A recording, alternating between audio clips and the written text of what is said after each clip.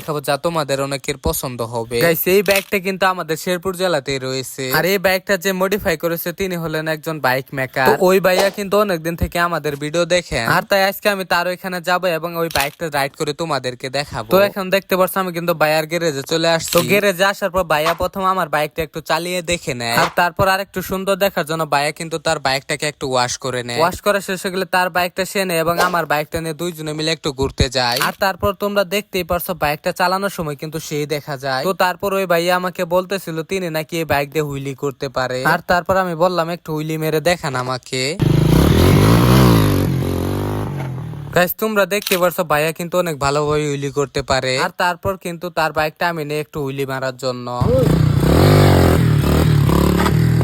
Guys এই বাইকটা তোমাদের কাছে কেমন লেগেছে অবশ্যই কিন্তু কমেন্টে বলে যাবে। আর এই বাইকটা নিয়ে আমি কি কি করতে পারি বা এই বাইকটা নিয়ে পাবলিক রিঅ্যাকশন ভিডিও চাও কিনা সেটাও কমেন্টে বলে যাবে।